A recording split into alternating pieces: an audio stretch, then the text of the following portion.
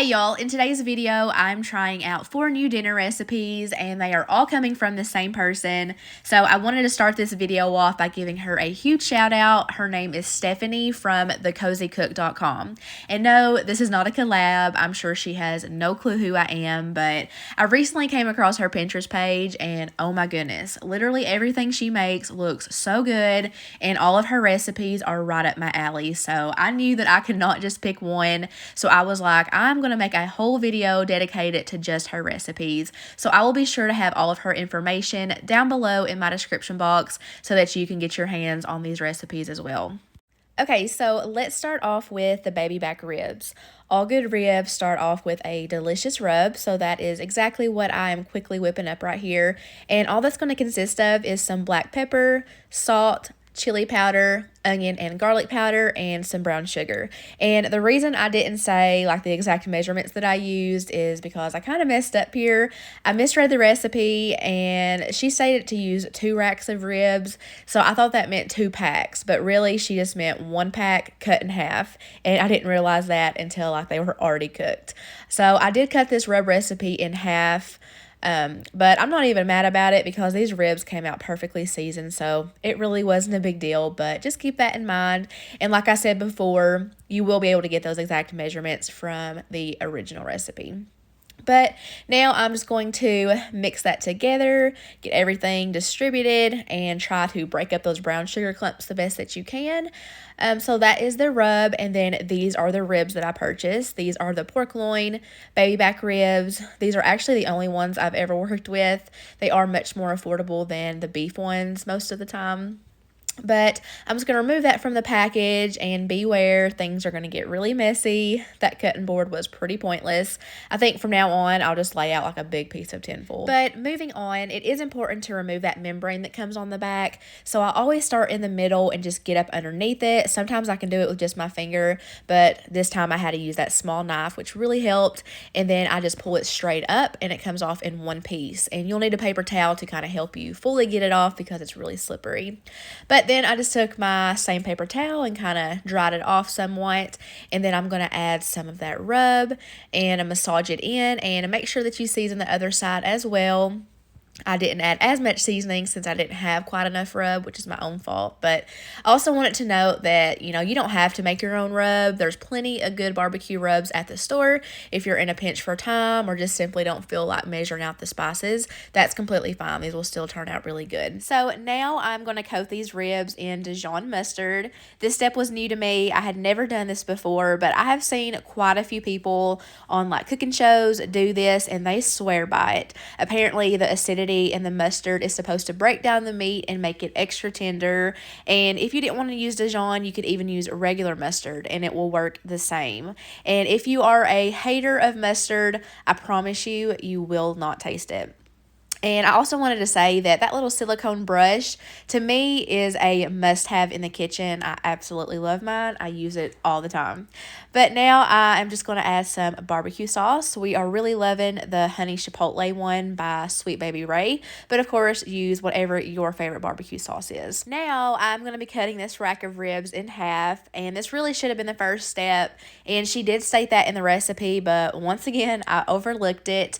But you want to do it before you add the rub and the sauce because you'll be able to see it much better to get a nice clean cut. I could not tell where I was cutting because of everything going on, and I was cutting into bone and everything else, but I got it done. It might take me a little longer sometimes, but I usually get it done. But now I can start preparing the crock pot.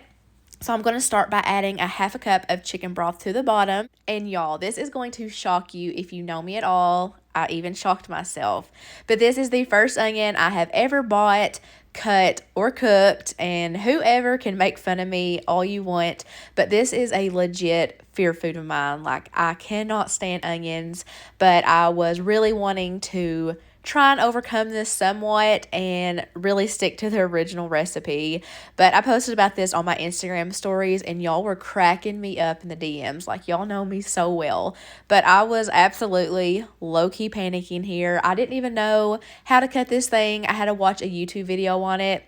but I just left it in 2 large chunks so that I could be sure to pick it out once it was fully cooked. So that was really an interesting experience, I should say. But moving on, I just put that on top of the chicken broth, and then I'm throwing in a few cloves of garlic. Just let them in whole. I'm going to stack those ribs in there, pop my lid on, and cook it on high for 4 hours. Here they are once they are fully cooked. Lots of steam rolling off, but we are not quite done.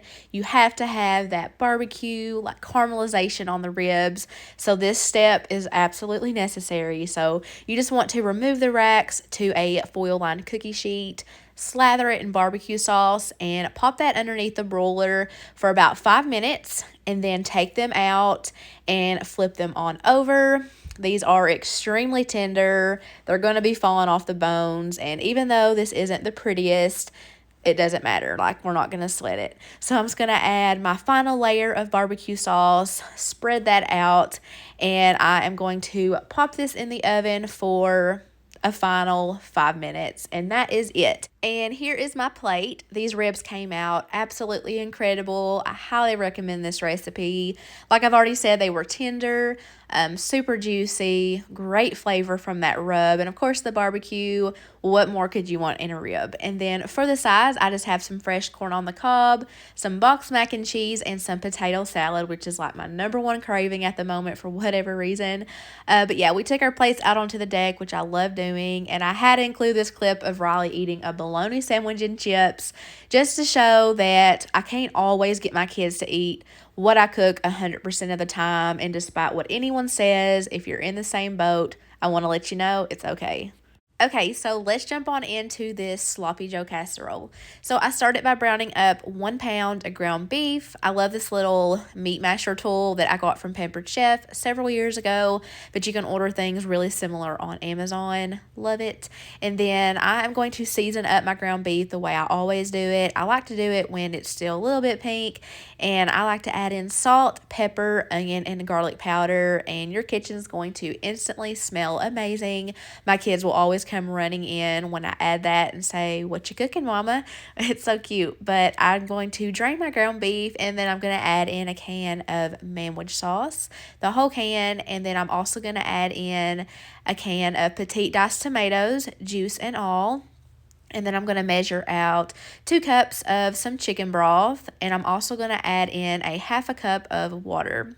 So I'm just going to let that come up to a low boil, and then I'm going to add in a little less than a pound of these little bow tie pastas. I'm not really sure how to pronounce it, but it's like farfalle, I don't know. It's something with an F, you know what I'm saying. So I'm just going to get that down into the liquid, and I'm going to add my lid, and I'm going to let this cook for about 15 minutes. And then I am going to turn this down to low, and I'm going to add in about a cup of some frozen corn, or you could use canned corn, fresh corn, doesn't matter, just whatever you feel like. And I'm also going to add in 8 ounces of some diced Velveeta cheese. And I'm just going to give that a quick stir to help that get melted.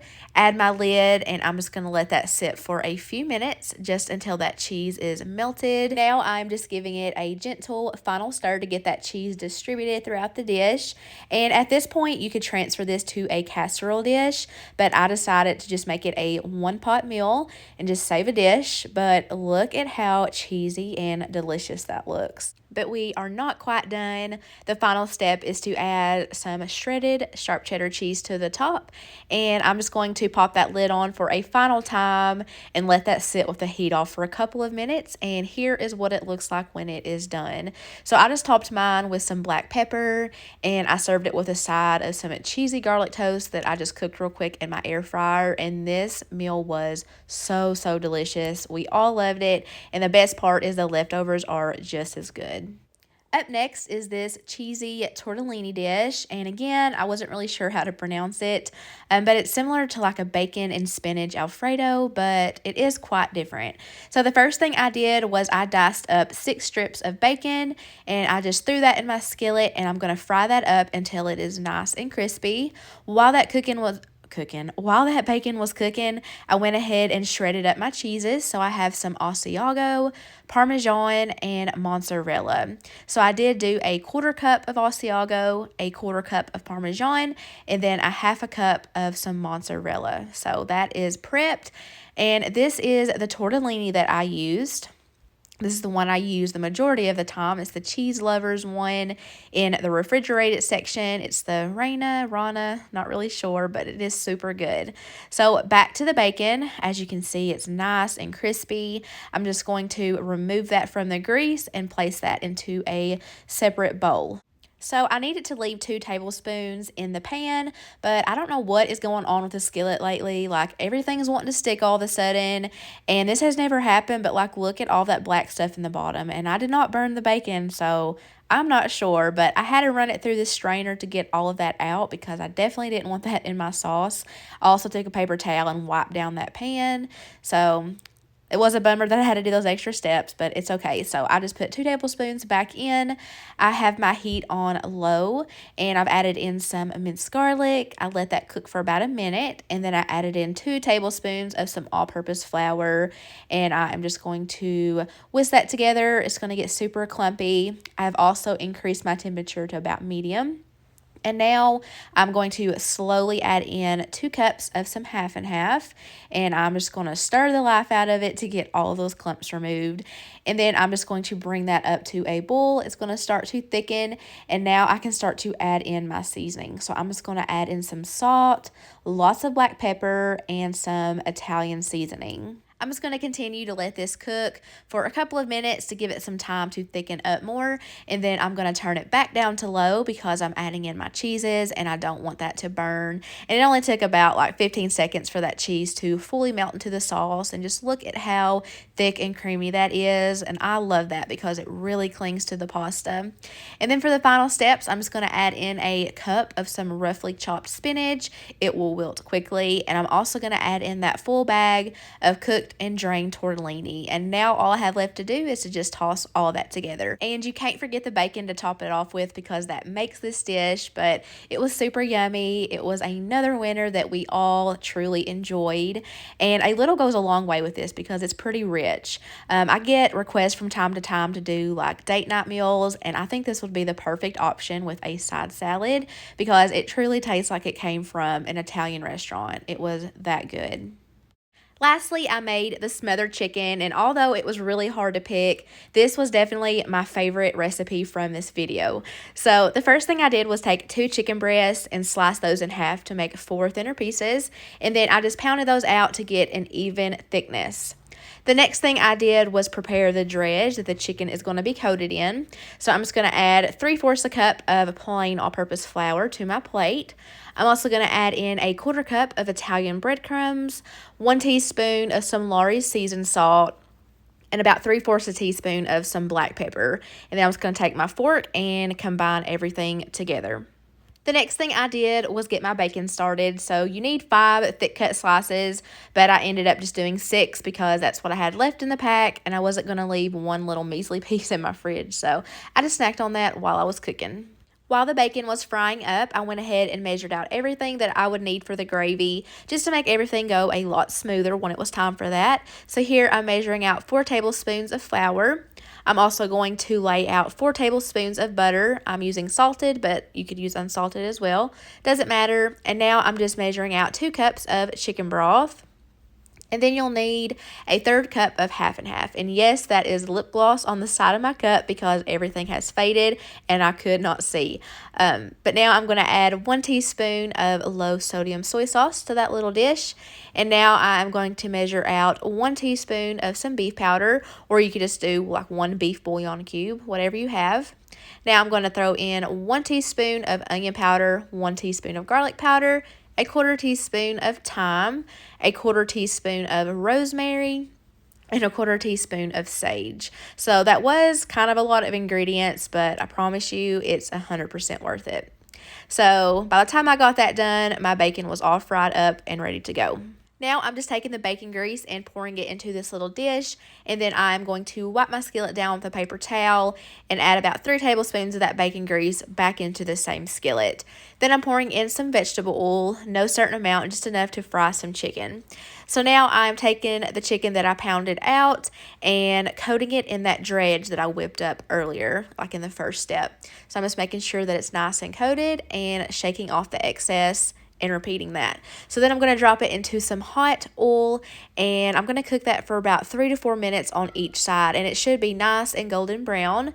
And now that these are nice and cooked and they look amazing, I'm going to get started on that gravy, which was super simple since everything was already measured out.